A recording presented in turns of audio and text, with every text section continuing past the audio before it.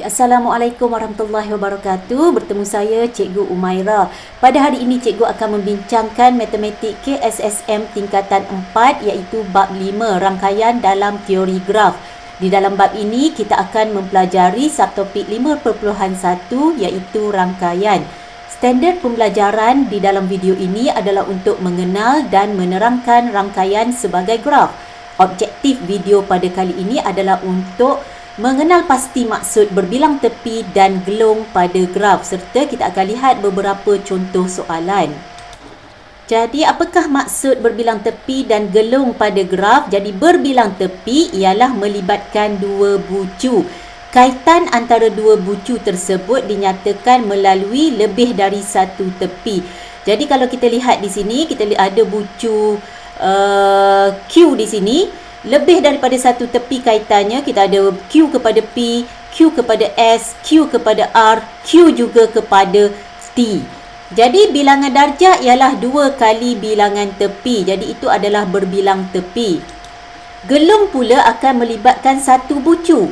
Okey, tepi berbentuk lengkung atau bulatan yang berbalik kepada bucu asal. Jadi ini adalah contoh gelung. P kepada T. Okey, bentuk lengkung, contoh lengkung. Dan sekiranya gelung, dia akan berbalik kepada bucu asal iaitu R kepada R. Jadi kita boleh tulis seperti ini.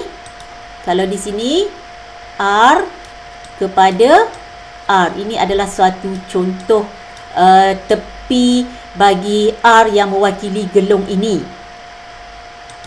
Dan bilangan darjah setiap gelung ialah 2. Jadi setiap gelung bilangan darjahnya adalah 2. Seterusnya kita akan lihat contoh 3 di dalam buku teks Matematik KSSM tingkatan 4 muka surat 132.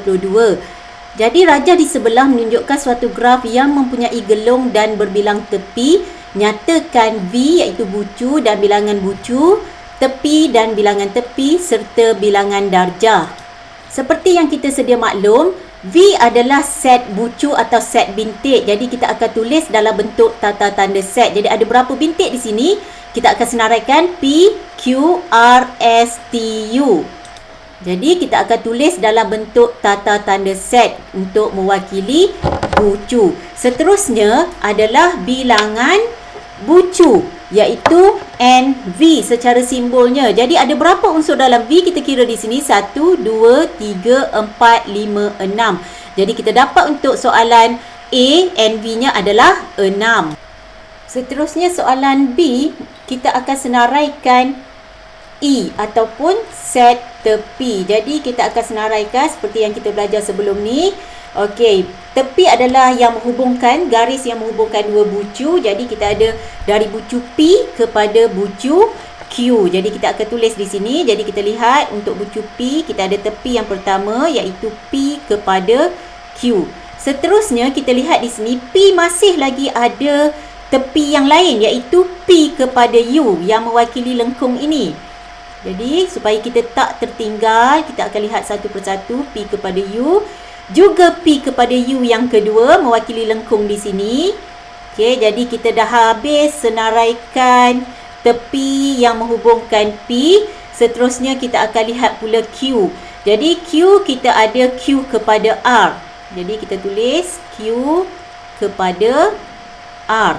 Okey, ada tak Q yang menghubungkan bucu yang lain? Q kepada U.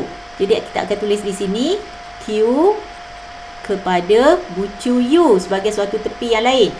Jadi kita dah selesai bucu Q, kita lihat pula bucu R. Kita ada tepi R kepada S.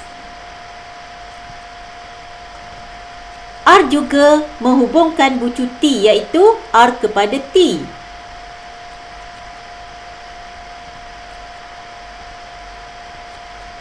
Okey, jadi R telah selesai di sini. Seterusnya kita akan kenal pasti tepi yang menghubungkan bucu S. Jadi kita lihat bucu S, kita ada satu gelung di sini. Jadi gelung kita akan tulis S kepada S kerana gelung daripada bucu yang sama kepada bucu asal semula.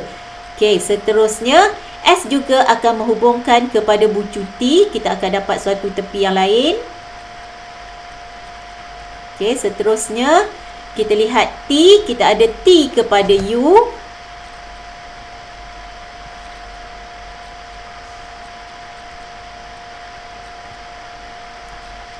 Okey, dan yang ni kita dah selesai tadi. Jadi ini adalah set tepi yang kita dapat daripada graf berbilang tepi dan gelung di sini. Jadi kita boleh uji jawapan kita. Kita lihat ada berapa unsur? 1, 2, 3, 4, 5, 6, 7, 8, 9, 10.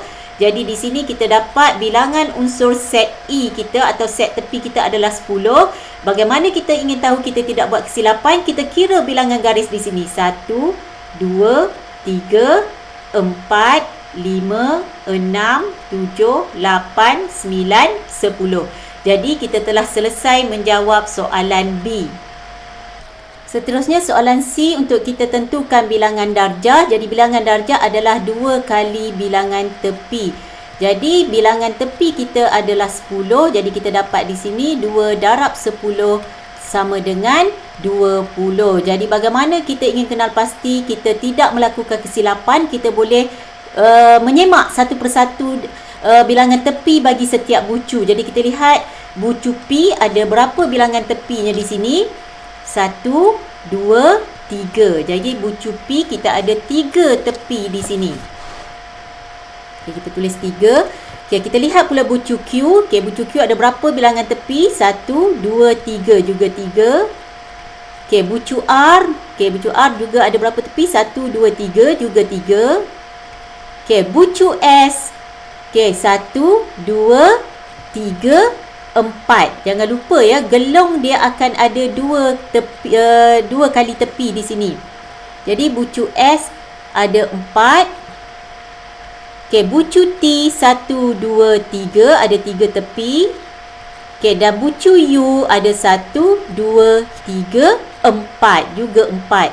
Jadi kita kira jumlah ni 3 tambah 3 6, 6 tambah 3 9, 9 tambah 4 13, 13 tambah 3 16, 16 tambah 4 20. Jadi kita selesai menjawab soalan contoh 3. Sekian saja untuk video pada kali ini. Cikgu harap murid-murid di luar sana dapat mengenal pasti bilangan tepi, bilangan bucu ataupun untuk graf yang melibatkan berbilang tepi serta gelung. Sekian, terima kasih.